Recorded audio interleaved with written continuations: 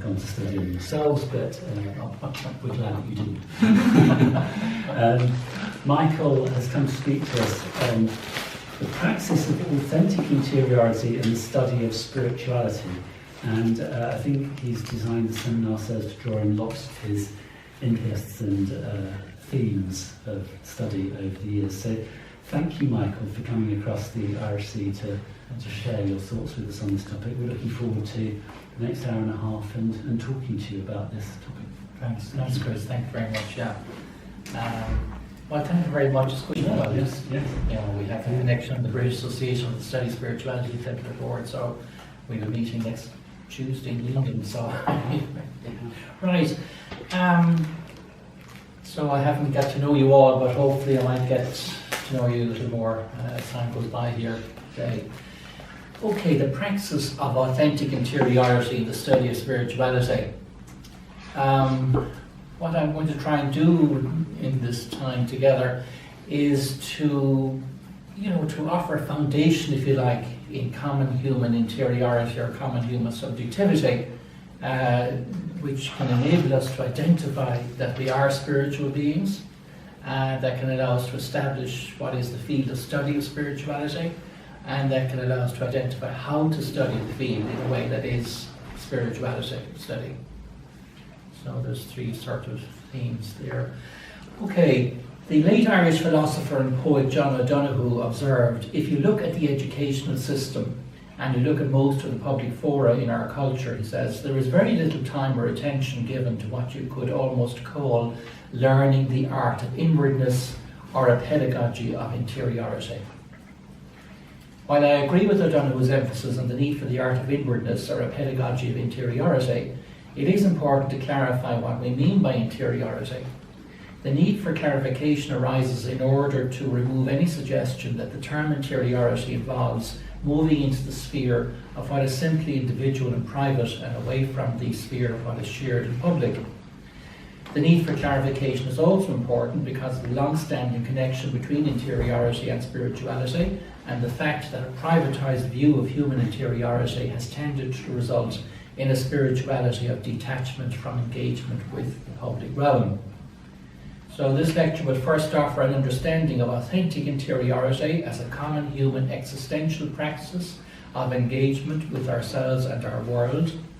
In other words, a common human reflective and reflexive practice rooted in the human way of existing.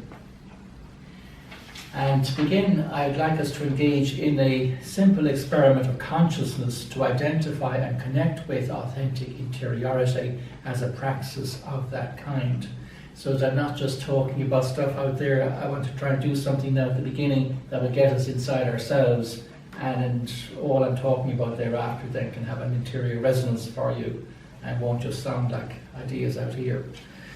So I want to invite each of us to engage in this experiment. Imagine that each of us is doing some quiet reading in a public park when suddenly we hear what sounds like a cry for help.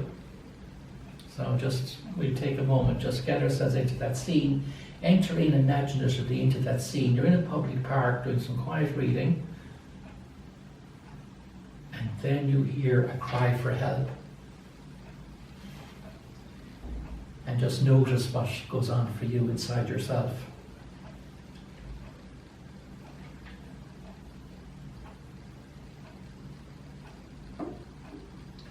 If we are attentive to and reflective about experiencing that cry, we realize, do we not, that experiencing the cry means our interiority is inherently receptive and relational in how it is constituted, in the sense that it is naturally open to the wider world.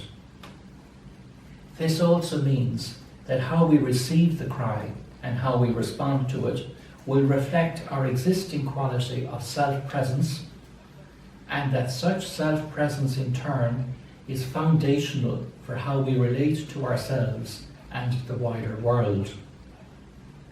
By self-presence here, however, I do not simply mean the way we have been formed by life experience. I'm also referring to the way we are constituted from within, to be able to form ourselves and to be formed by a host of other influences into the person we are and can still be. So I'm talking about an inward power, so to speak, in ourselves, an inward capacity that's there in us in virtue of being human, irrespective of our life history.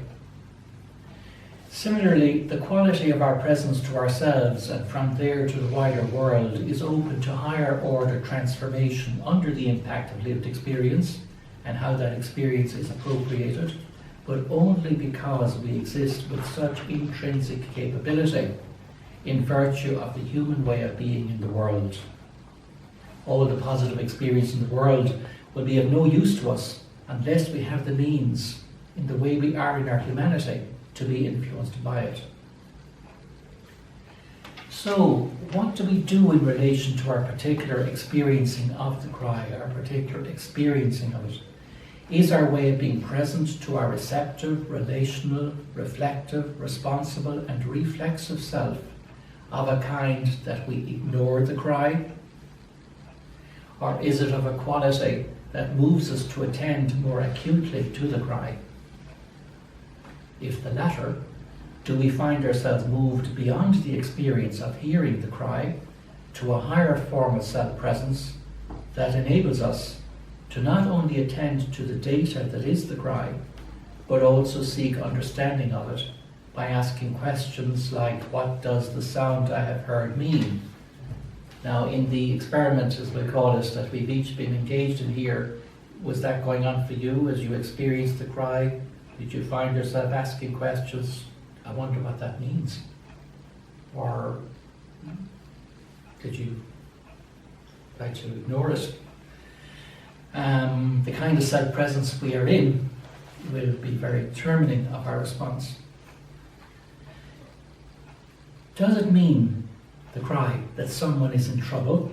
Or does it mean, for example, that there might be a drama group nearby who are practicing their roles? These are questions that could come up for us as we experience the cry. These questions move us on to a higher order level of understanding, which takes us beyond experiencing into understanding, where questions arise, where we're not simply taking in data, which we do at the level of experiencing, but at the level of understanding we start asking questions about what we're experiencing. Given that both interpretations, that there's something really serious happening or that it's just a drama that's going on, but given that both are possible, do we find ourselves being pushed or pulled to move on to a higher level again in ourselves, where we engage in not only understanding, but also judging between different possible understandings? Did you find that going on for you? When you hear possible, when you kind of arrive at possible interpretations about the cry, do you just stop there, or do you say, I need to see which interpretation may be the correct one? And that's a question that's calling for a judgment, and not just an interpretation which may or may not be true. How do I know which understanding of the situation is correct? This is a question rooted in and raised by a self-presence that relates to reality out of a desire for truth. If we find that further question surfacing within us, does it not mean that there is within us a dynamism by which we can move from experience to understanding and beyond understanding to judgment, and that the criterion to guide such movement is inherent in the dynamism itself? The dynamism itself, spontaneously, if we're really open, moves us through these stages. And so we see that there is an orientation within us in this particular direction, and that we're moved to travel that path. Staying with our practice of self-attention to our lived experience in the park, do we not find that dynamism at work in us does not leave us content with coming to know what is happening, but continues to prod us until we decide to act consistently with that discovered meaning of the cry? I mean, we don't say, oh, I've discovered maybe somebody is in trouble. And we say, oh, I know that now, and do nothing more. Or do we find that, now that I know this, what am I going to do? That spontaneously there is this dynamism takes us on to the next level of having to make a decision. What am I going to do? For example, if we discover that someone really is in trouble, there arises from the interior ground of our subjective experiencing, interpreting, judging and deciding when we are functioning as we can. A desire or an imperative that we do something about that situation by, for example, calling the police or seeking the help of others who are also in the park. Our participation, therefore, in this illustrative imagination experiment enables us to affirm the reality of the structured operations of experiencing, understanding, judging, and deciding in common human and therefore gender-neutral knowing and choosing. I mean, whether you're a man or a woman or whatever, it's your common humanity that gives you this structure, interrelated structure of operations, and this dynamism that permeates them. These basic operations include others, such as on the level of experience, seeing, hearing, touching, smelling, tasting, on the level of understanding, inquiring, imagining, interpreting, conceiving, formulating, on the level of judgment. There are operations to do with reflecting more thoroughly, marshalling and weighing the evidence. On the level of decision, then you have deliberating, evaluating, and implementing. So the process we have engaged in also discloses that reality is a reality of meaning reached in judgment. We've seen that when we allow this dynamism to take its course, it moves us to a point where we actually discover something that we can say is the truth of the situation. So we are moved to discover meaning reached in judgment, and then beyond that again we're moved to value reached in decision. What is the good to be done here in the light of what I've come to know? And that we connect with reality methodologically, and this is crucial, not by bypassing our subjectivity, as we've seen therefore, not by bypassing, but by travelling through it. As bypassing would mean that reality was already out there now, only waiting to be looked at, and I somehow kind of get to it without having to go through my subjectivity.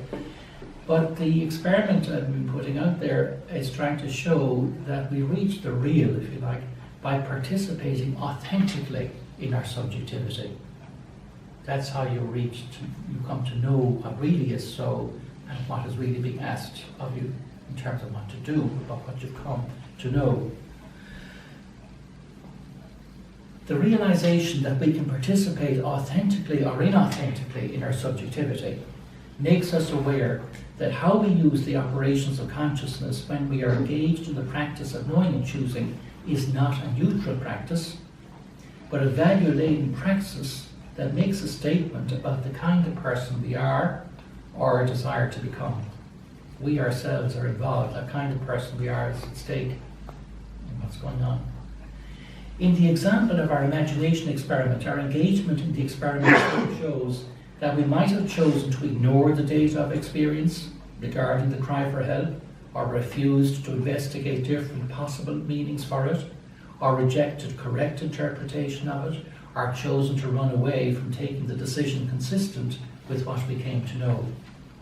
In other words, the experiment also enables us to affirm that fidelity to what I call the dynamism of authenticity, permeating the pattern of operations of experiencing, understanding, judging, and deciding, cannot be taken for granted, and calls for life experience that is conducive to such fidelity, as well as to the formation of practices that can promote it. So we have an intrinsic capacity to do what I've been saying there, to take that course, go through those stages.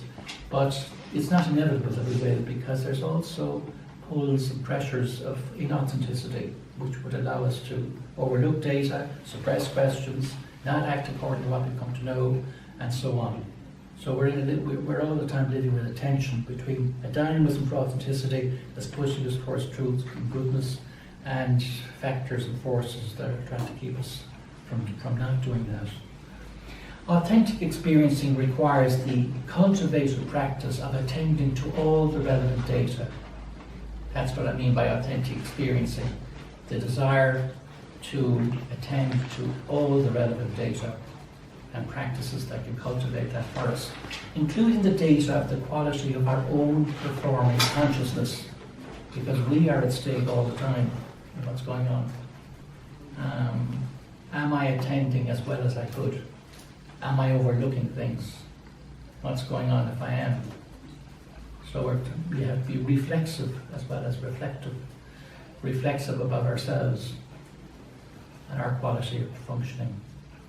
Authentic understanding involves raising all the relevant questions about both sets of data. the data about the situation and the data about our own performance in relation to it. Authentic judging involves being critical about the different interpretations arrived at by understanding, and authentic deciding involves acting consistently with correct judgment for the sake of promoting the good and the lovable. Authentic deciding can be a function of the dynamism to do what is good on the grounds of being attracted to what is right or just, which is very good, but or to being responsible or dutiful, but it can also go further still by being the fruit of love. So is our desire to do good, is it based just on wanting to do what's right or just, or being responsible or dutiful, or does it even go deeper still? Acting out of being in love, which also shows that feelings are involved in the exercise of each operation, is the supreme expression of the dynamism for authenticity. Because love is ultimately gratuitous. It explains the desire to go the extra mile and to give and not to count the cost. Of course, the desire to give oneself in a way that does not count the cost must itself be subject to the standard of authenticity, since that desire too can be motivated by lower order motives. I'm thinking, for example, of Valerie Saving Goldstein's article in 1960 about sin in the feminine condition, which is considered to be at the origin of contemporary Christian feminism. And the traditional view of sin was that pride was the great sin and all that. Whereas she was trying to say, look, sin and grace and these things too, they are all gendered. And that what happens in a society, if pride is held up as the great sin, but women are in a position of subordination and exclusion and marginalisation and all the rest of it, and then they start to want to sort of do something about that, and they're told, oh, this is pride. Accept your lot, stay where you are. And so she was saying that really, we have to understand sin too in relation to gender factors. That in a situation where women are put down like that, and sin is understood in terms of pride, we have to realise that sin actually could be about accepting self-abasement, and that far from it being pride to stand up against it, it would be, if you like, sinful not to do so. So things like sin don't stand apart from influences of social construction of reality and gender conditioning. So I'm saying all that by way of saying that giving and not counting the cost, which is like gratuitous love, is of that nature, but we have to be aware too that there can be a giving and not counting the cost, which may not actually be genuine, may not be authentic loving, and could be due to other motives. It is important also to point out that the operations of knowing and choosing do not always begin with attention to data of experience for the sake of making a discovery, but can also be directed by a decision to trust. So our ways of knowing and choosing function in two directions. One is to go from experience through understanding onwards, beyond that again to judgment, and then on again to decision. And that's an upward movement of discovery, where you start without knowing something and then you come to a conclusion later on. But the other is you start by going down the scale. You start with a decision to believe or trust someone or something, and then from there, on the basis of that trust, you make judgments of belief. And on the basis of those judgments of belief, you're moved to want to understand them, and then you want to bring the understanding on into experience where it can transform experience. So for example, the Bible contains self-revelatory material about God. You might make a decision to trust that that's so. And then your judgments about that become judgments of belief and value, and not simply of facts that we can be sure of. So, for example, a judgment could be that God is a God who loves us and desires to be in a loving relationship with us. If we trust that the Bible says God is engaged in self-revelation of love, and then we can say, okay, I can believe that, I can believe that God's a God of love, and now I'm led through there to get the insight that there could be an incarnation, because the incarnation means that God's love for us is now simply not a romantic love also, but also a heroic love. And our terminal desire is to bring that insight on into lived experience for the sake of transforming the experience for the better. For example, God's heroic love moves me to take stands for the well-being of others, could be what would happen. So I start by saying, okay, I believe that the Bible is God's self-revelation, which I trust and accept. On that basis, I'm able to make a judgment of belief that God is a God of love. On the basis of that judgment, I believe that God is a God of love. I can have an understanding that there could be an incarnation, because that would be an expression of God showing that love. The love that's shown there is not just a romantic love, but a heroic love. And I'm inspired by trying to understand that then in relation to lived experience, to say, I want to be somebody like that in my own lived experience, be somebody who perhaps can love in an even heroic way. So there's two ways of proceeding. Now, Sandra Schneider is perhaps the most influential scholar in developing the academic study of Christian spirituality. Speaks of spirituality being about self-transcendence towards the ultimate value we perceive, which for the Christian is the loving God of Christian revelation. However, it seems to me that her formulation is at the level of description only. It does not explain what is going on in the sense of providing a methodology to travel the path of life integration towards a horizon of perceived ultimate value. What I've been saying has sought to be explanatory by getting into the interior praxis through which self-transcendence travels. I've been saying that self-attention to what is taking place when we are engaged in knowing and choosing discloses that there is a dynamic orientation to authenticity in us, that it is a common human existential reality in the sense of belonging to the structure of our humanity, across differences of gender, race, ethnicity, etc., that it is receptive, relational, reflective, responsible, and reflexive in character, that the dynamism of authenticity enables and empowers these capacities in our subjectivity to reach higher order levels so that we can live with greater self-transcendence and in the process lift life around us to higher levels of beauty, intelligibility, goodness, truth, goodness, and love. In this way we see that objectivity is not a matter of separating from subjectivity. Instead, authentic subjectivity and objectivity are correlative.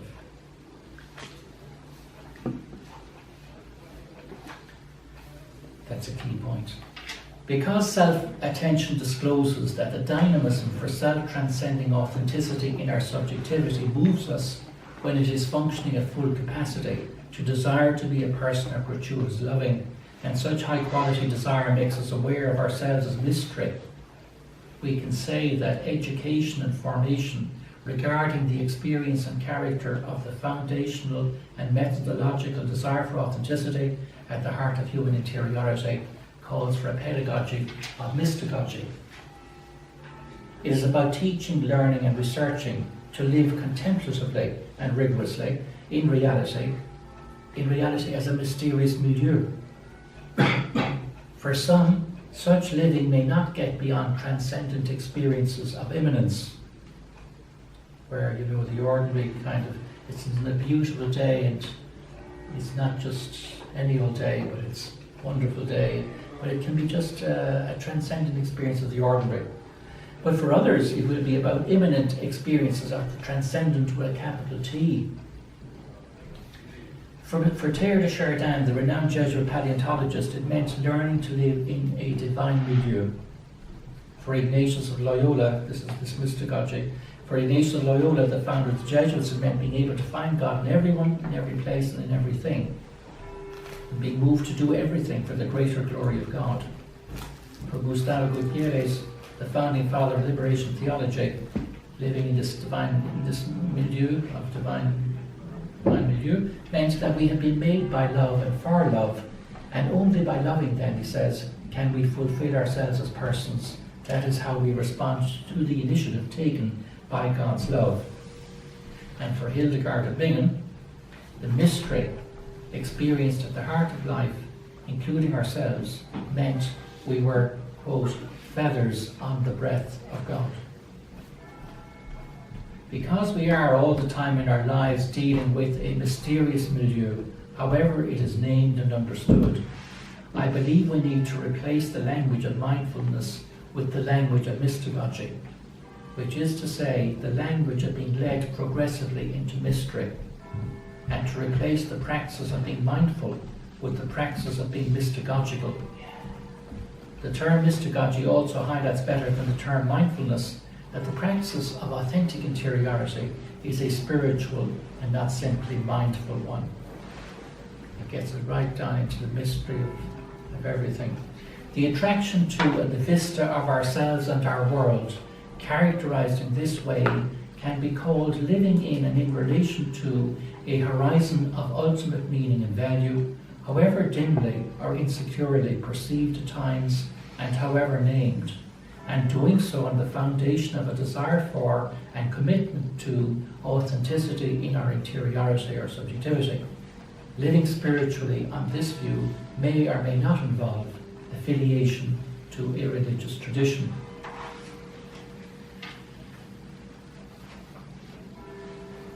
The illustrative experiment we have engaged in for the sake of identifying and affirming for ourselves that we are endowed with a desire and capacity to be faithful to the exigencies of intelligibility. What does the crime mean? Truth, is my interpretation correct? Goodness, what am I going to do? And love, I want to go as far as I can, trying to do what the good needs. To be faithful to the exigencies of intelligibility, truth, goodness and love in contextualized lived experience focused on a situation of social concern, namely a child's cry for help. That's what we put the experiment around. But the foundational, receptive, relational, reflective, responsible and reflexive practices of authentic interiority functioning in a horizon of ultimate meaning and value, which may be only very dimly or insecurely perceived at times, and not always named in terms of a religious tradition, is first set in motion perhaps by an aesthetic attraction. By the way we are drawn under the aspect of beauty into the mystery of reality. We see this movement, for example, in the wonder of a very young child. The wonderment signifies and sets off the fullness of authentic interiority. It triggers endless questions, thus testifying to a desire for intelligibility, to a desire for the world to have meaning. There was a little girl in the plane beside me coming out, and she was asking, Daddy, how long is the flight going to be? And he said, it'll take a while. Yeah, but how long is it going to be? We see this movement in the wonder of a very young child. The wonderment signifies and sets off the fullness of authentic interiority, triggers endless questions, thus testifying to a desire for intelligibility, to a desire for the world to have meaning. There is a restlessness to the questioning, as not every answer satisfies. The dynamism of the human spirit seeks truth, and only when truth is reached does a peace descend in the questing spirit. The dynamism of authenticity, the dynamism to know reality as it really is, and to be in an appropriate relationship with it, attracts us to be the kind of person that keeps going until we have satisfied our seeking. We're being moved by an aesthetic desire. Let me illustrate this inherent orientation to beauty, intelligibility, and truth, and when it leads on to action, to goodness and love, already at work in our humanity as young children, by sharing an experience I had with my niece Sarah. But before doing so, let me say a word about spiritual experience in childhood. It is only in the last 30 years that research has been carried out on spiritual experience in childhood.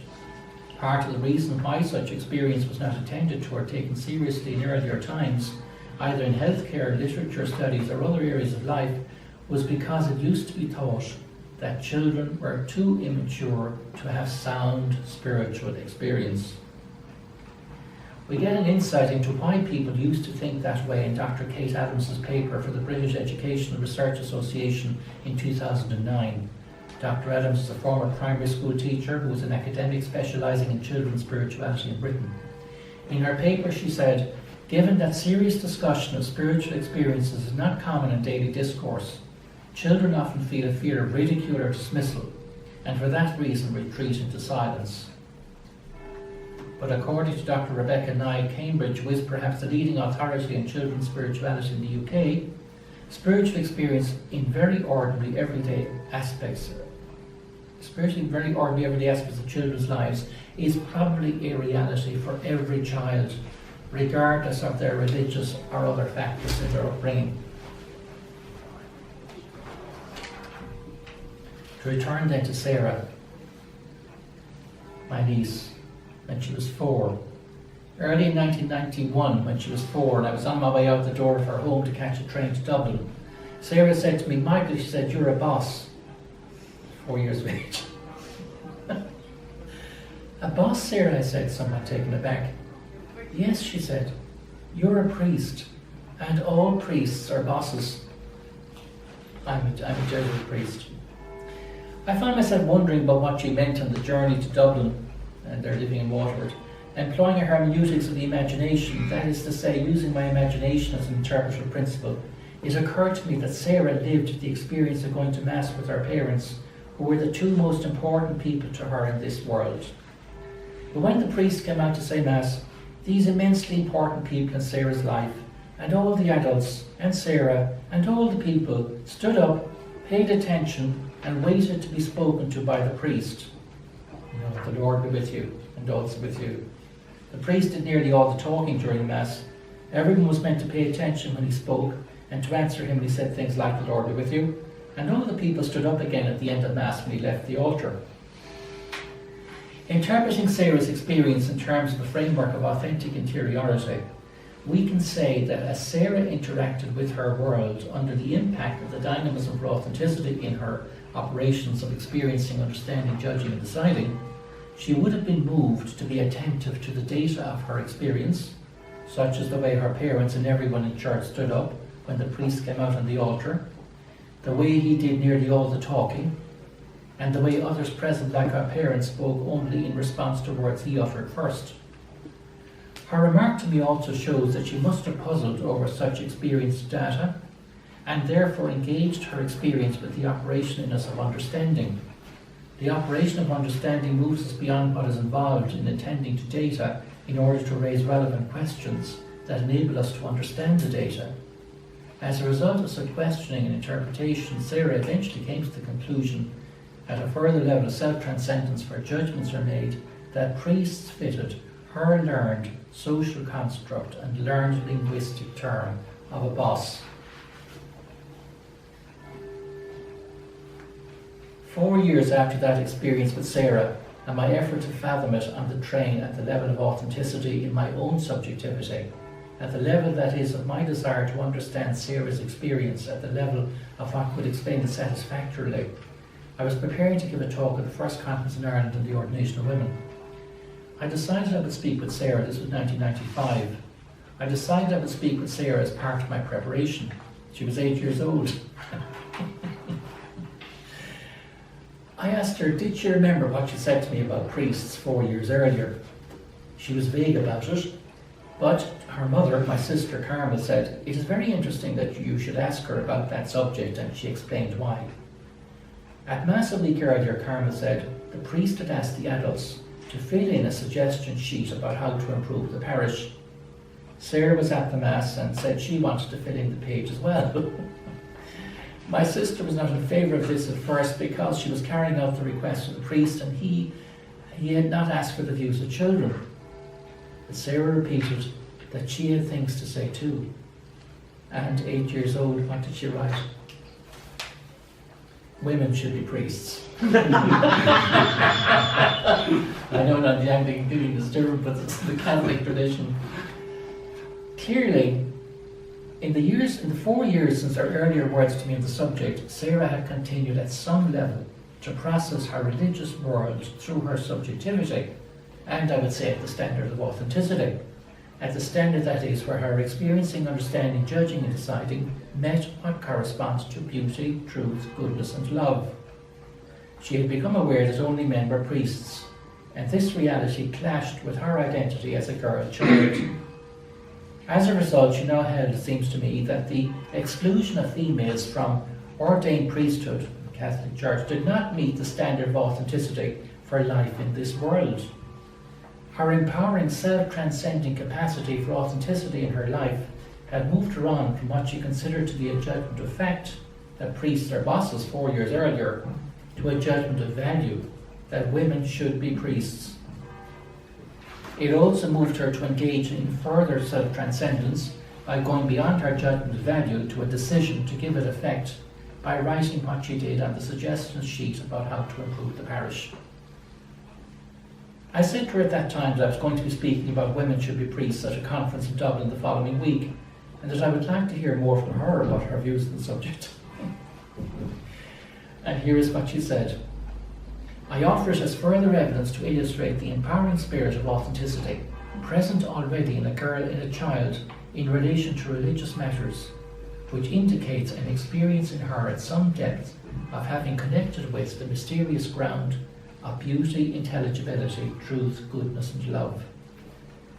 I say to her, the Pope is not in favour of women priests. The Pope at the time was John Paul II, and he had just brought out a document saying that we should not even think about it.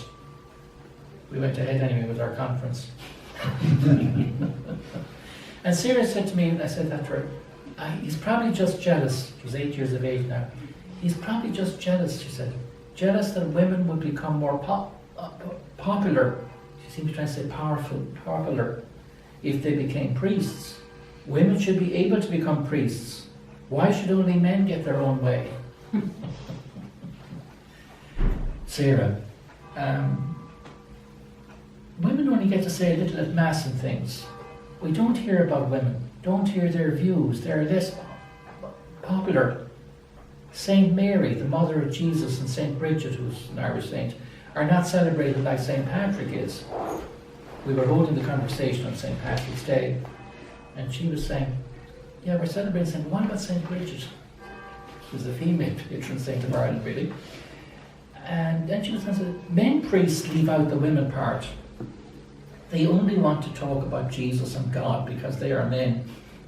They talk about Jesus' friends, the 12 apostles, and Mary and Martha and Lazarus and Bartimaeus and Zacchaeus, but never about Mary and Mary's friends.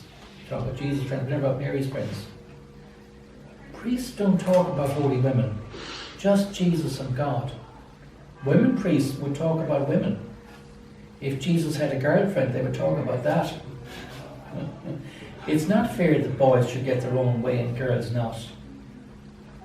And she goes on, we don't say the Hail Mary and girl prayers during Mass, we say the Our Father.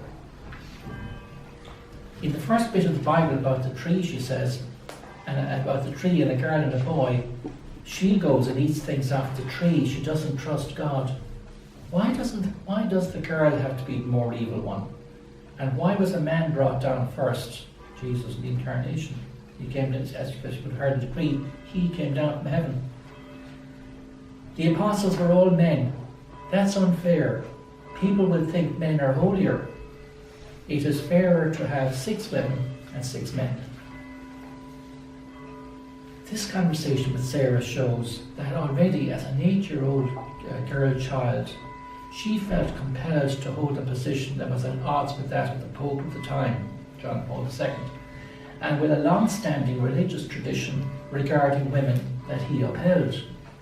I'm reminded here of the words of Jesus, unless you become like little children, you cannot enter the kingdom of heaven. Sarah not only felt compelled to disagree with the then Pope and her received religious tradition, she positively distrusted them. Because she said, he's probably jealous. Why should only men get their own way? It is unfair that the apostles were all men. Why is the woman blamed for sin? And why should Jesus come as a man? Her opposition to the strength of such external authority stemmed, in my view, from the strength she got from being rooted in the experienced dynamism of authenticity in her subjectivity and her fidelity to it, even though she would not have been able to articulate it that way, obviously, as a child of 8. Her presence to herself and her world at this foundational level of authenticity in her interiority or subjectivity, where even for a child of 8, religious authority may be suspect, can be conceived as a form of spiritual experience, because it is an experience of seeking honestly and earnestly through her subjectivity to reach ultimate meaning and value, to reach, that is, a point where she feels and can even affirm that she has connected at a foundational level with the mysterious real order of things, or how life is meant to be. She could not ignore what she was detecting, discovering, and deciding at that level of herself. To have done so would have involved her in a self-contradiction and at the level of herself as a spiritual person. It was at a very deep level. Her journey also shows that while the dynamism for authenticity is a common human existential reality, it is also, of course, embedded in such concrete dimensions of our being as our gender, which in turn is mediated by historical meaning, including meaning about it from religious traditions. Sarah's position on priesthood in the Catholic Church, which she developed, I believe, at the level of herself as spiritual, grew obviously without input from theology. If she were to study theology now as an adult of 31 years of age, would her judgment in childhood about priesthood continue to be foundational by enabling her to develop a more sympathetic and well-grounded theology that could contradict Vatican arguments? Or would the greater exposure to such ecclesial arguments of authority through the study of theology make her believe that her earlier judgment was the fruit of childhood immaturity? Would it overpower where she had come to on the foundation and in the horizon of her spirit of authenticity in childhood? I believe the position she arrived at in childhood would prevail. When studied through the framework of authentic interiority or subjectivity, Sarah's processing of her experience as a girl child in relation to a Catholic Church where only men are ordained to priesthood is discovered to have deep spiritual significance. It illustrates that in the adult we become was and is the child we once were. There are obvious implications here, for example, for healthcare professionals. Patients, for example, in their time of healthcare need to be regarded as people who from early childhood on are on a journey about who they are, where they fit in, what life holds out for them, and what difference they can make. That was all going on for Sarah from 4 to 8. They need accompaniment regarding how to integrate their illness or symptoms into a life journey taking place in a horizon of meaning and value where they and what is happening to them includes more than the state of their health. Such accompaniment also needs to pay attention to the possibility that the horizon of meaning at which a patient may be making the journey of their life may not be positive for them, and where their illness may only be reinforcing that for them. But this approach to health and healthcare calls for a holistic understanding and mode of response, which also means that it may be more accurate to speak of life care rather than health care. Just as some earlier understandings of spirituality conceived it in a somewhat diminished way and available only to people of a certain age and supposed maturity, so also a focus on health as wholeness, or life care, goes against much of contemporary understanding, which views it as being a scientific or medical issue to be researched and treated by medical and clinical professionals only or mainly. But an approach to reality through the self-presence of authentic interiority and the scope of its stretching desire opens the field of health into a fuller horizon of meaning and value. A focus on health as wholeness, where the significance of the life journey of the person is involved, brings health and healthcare into the spiritual realm. Within that realm, it also raises the question of what is the good and how to be authentic with respect to it, since health as wholeness implicates in some sense the whole order of society, including its religious traditions. One of my favourite biblical stories shows how Jesus exercised fidelity to the dynamism for authenticity in his interiority in the context of a healthcare situation, and in a way that implicated his society and religious tradition. I'm referring to Luke 13:10-17, the story of the stooped woman. Let me first read the text. Now he was teaching in one of the synagogues on the Sabbath, and just then there appeared a woman with a spirit that had crippled her for 18 years. She was bent over and was quite unable to stand up straight. When Jesus saw her, he called her over and said, "Woman, you are set free from your ailment." When he laid his hands on her, immediately she stood up straight and began praising God. But the leader of the synagogue, indignant because Jesus had cured on the Sabbath, kept saying to the crowd, "There are 6 days on which work ought to be done.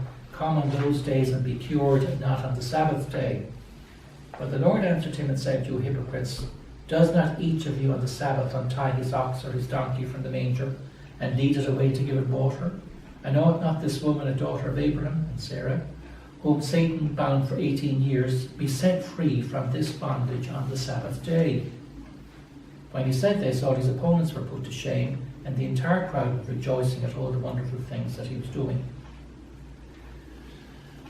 Okay, the embodied nature of this woman's existence illustrates how significant our bodies are for our whole way of being in the world, for our personal lives. Imagine what it was like for this woman with a stooped condition. Imagine having to go through life without being able to raise your head properly. Having to strain your neck upwards every time you try to see what is above you. Imagine all the shame and embarrassment she must have carried, the feelings of distress and undermining of her self-confidence, and the frustrations and tiredness from the practical difficulties of getting through each day. Moreover, there must also have been spiritual suffering engendered by inner struggle concerning the meaning and value of her life in a worldview where God reigned and she suffered. At that time, we often thought that suffering was somehow due to sin, either in her ancestors or in their own life.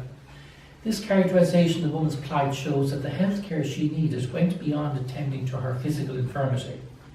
However, there are additional reasons for reading this story as being about more than an individual woman with a physical infirmity in the physical setting of a synagogue when Jesus is present. There's no presupposition to reading the text. We read texts with our existing knowledge and interests, and through the quality of presence we bring with them to the text.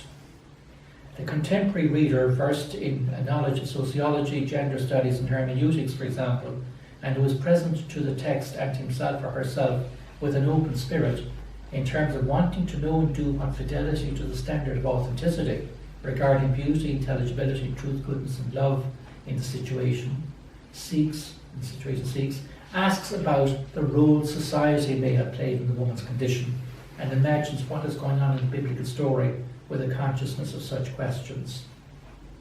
Secondly, a contemporary reader of that kind realizes, if they are present to themselves as a Christian reader, that while sin, understood as a rejection of God's love, is an individual act, it also has social characteristics. It has social conditions, social effects, and a social context. The absence of God's love, therefore, for such a reader, in how a society is present to itself, has tentacles that spread into groups, societies, traditions, history, and the cosmos.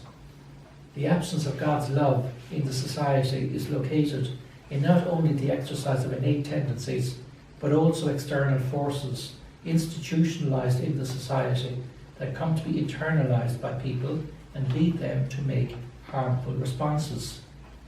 The absence of God's love can be present also in the religious tradition as a social reality.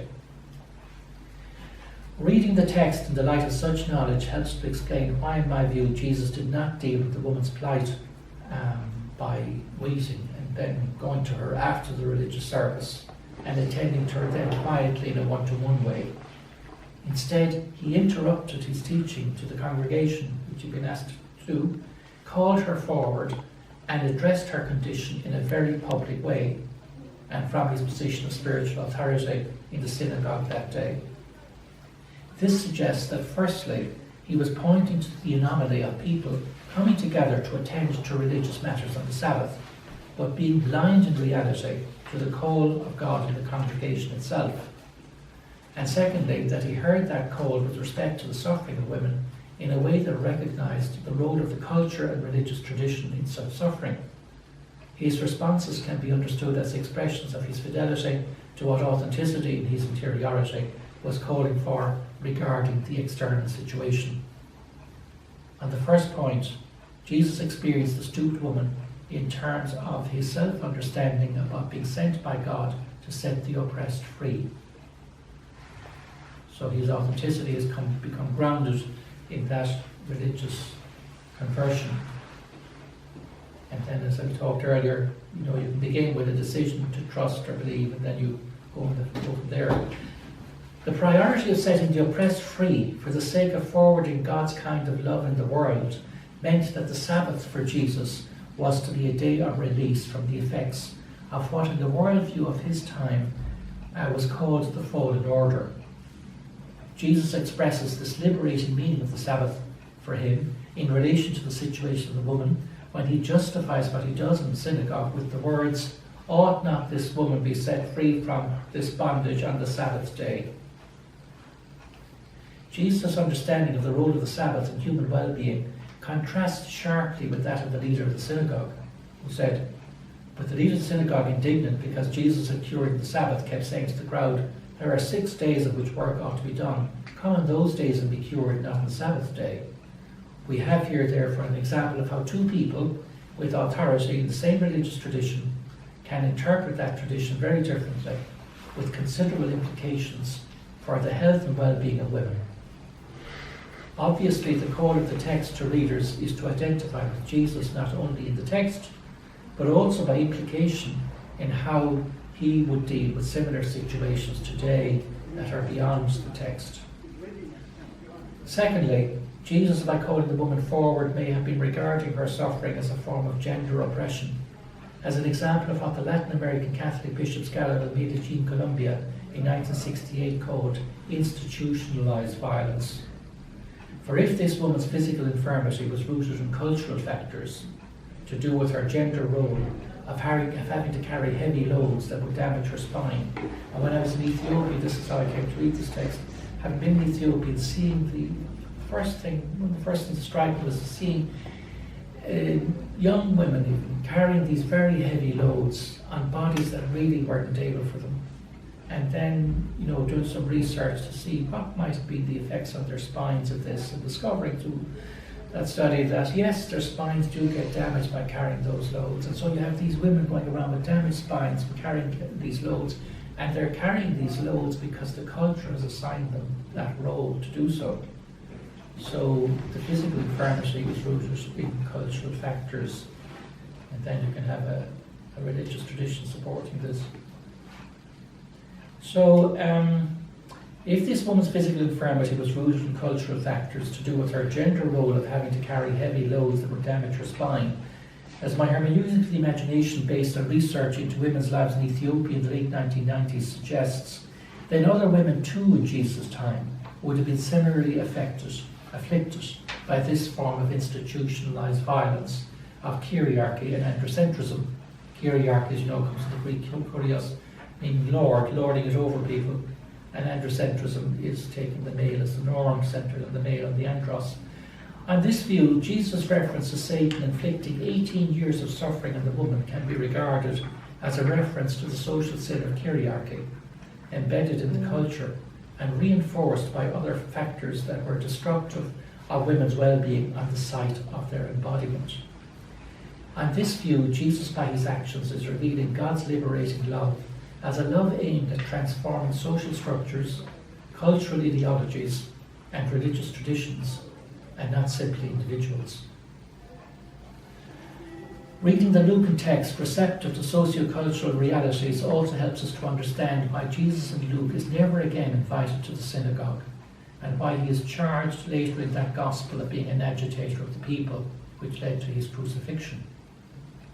Why would his healing of a single woman from her physical infirmity have provoked such a reaction against him by some, if it was not because there was more going on in the story, if it was not because he did not, as could happen with a medical model, abstract this woman's embodied infirmity from the need for a holistic model of socio-cultural and religious liberation. Instead, he cared for her in a way that called into question the ethos of the culture, the organization of the society, and the way the religious tradition was functioning in relation to them. What we learn from him in this story, therefore, is that while healthcare professionals cannot be expected to emulate the healing power of Jesus, adequate healthcare requires reflection on the nature of the good and engagement with society in ways that draw on such reflection. A desire and commitment to act in these ways will call for levels of self-presence to oneself and the wider world that are permeated by the dynamism of authenticity. This vision of holistic health has considerable implications, for example, for healthcare training, policy and practice, and for formation as a person and education as a citizen. How are we doing? We're okay, yes. There is another section, but I just... That's okay. I mean, we obviously want to allow time for questions, Yeah. so how much longer do you need? 5 minutes. Okay. Yeah. So, authentic interiority is a framework for studying life as spiritual, also enables the researcher to discover spiritual significance in lives considered by some to be even opposed to such meaning and value. Consider, for example, the young man who wrote the following in an end-to-school essay when he was 17 years old. The main principle which must guide us in the selection of a vocation is the welfare of humanity. If a person works only for himself or herself, she perhaps can be a famous scholar, a great wise person, a distinguished poet, but never a complete, well, use the language at the time he wrote in, but never a complete, genuinely great man. When we have chosen the vocation in which we can contribute most to humanity, burdens cannot bend us because they are only sacrifices for all. The young man who wrote those words at 17 years of age was Karl Marx. These words give us an insight into the inner Marx. They testify to how he is thinking, feeling and imagining at a young age about his life ahead of him in relation to the world of his time. They show him moved by inner desire to be, to use his own word, a genuinely great man. They show that for him this meant dedicating himself to the welfare of humanity as, to use his own word, as a vocation. And that this vocation would not be weakened, he says, by the sacrifices it involved, because there would, as he put it, be sacrifices for all. We can say that at 17, he was engaged in an aesthetic conversion to the welfare of humanity as a beautiful horizon of meaning and value at an ultimate and therefore spiritual level of significance. At 18 he wrote, "Never can I be at peace, for my soul is powerfully driven. There had to be some fault in the universe, the dumb agony of pain wrapped all around her, chained, eternally chained, eternally. We are the apes of a cold God." These words show that Marx experienced a powerful drive in his soul, to use his own word, to transform the world of his time by breaking the chains imposed on it by, as he put it, a cold God.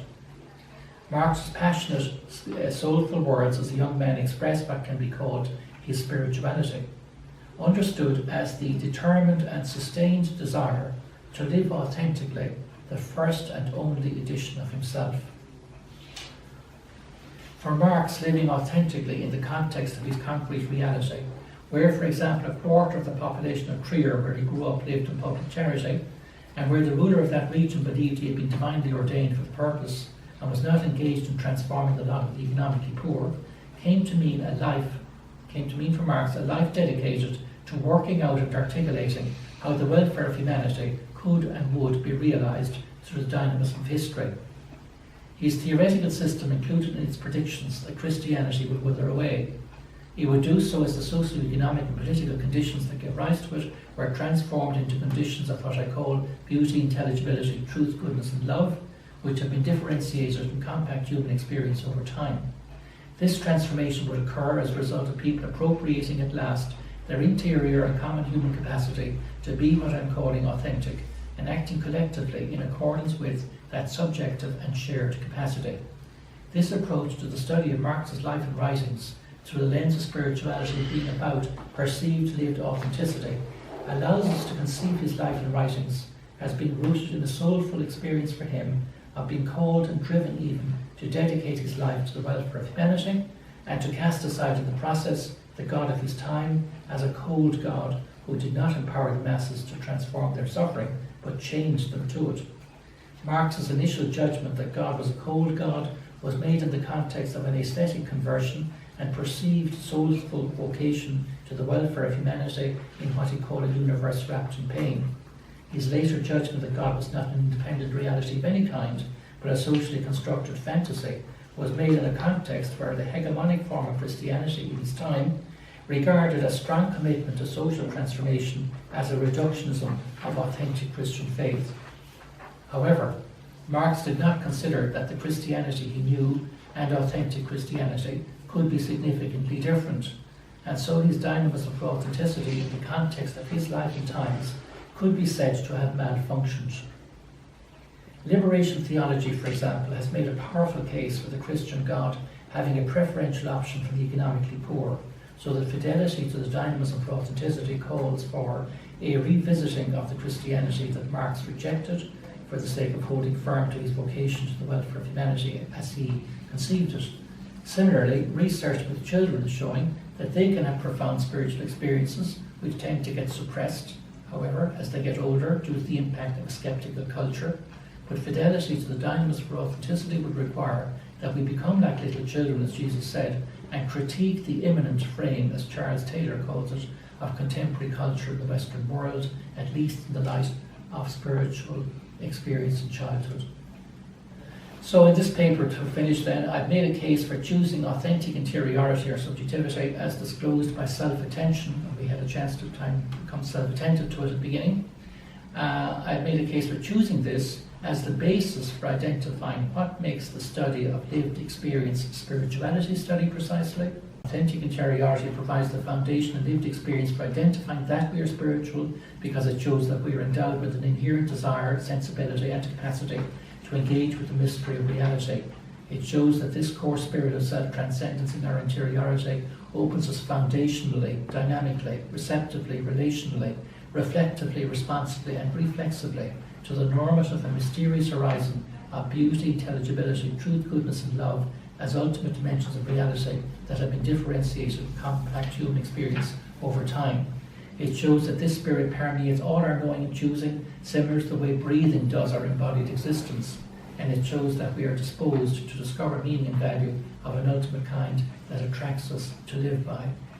The approach I've taken establishes the field of spirituality study as unlimited, and as therefore a field-encompassing field, by calling us to let the scope of the field be set by the open-ended dynamism of the human spirit of knowing and choosing. In other words, nothing that interests the human spirit is outside the field of study of spirituality, because spirituality is basing itself on the human spirit and what it's seeking.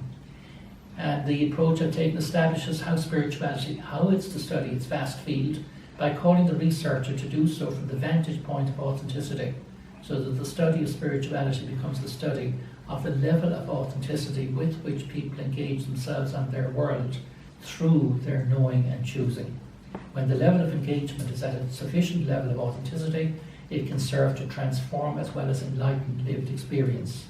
Recall, for example, the way we studied our imaginative interaction with a child's cry for help in a park, a very young girl participating in a Catholic Mass, Jesus engaging with a healthcare situation, and an atheist seeking to bring about the welfare of humanity.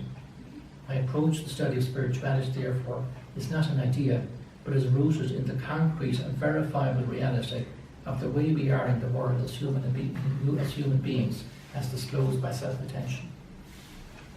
Thanks very much.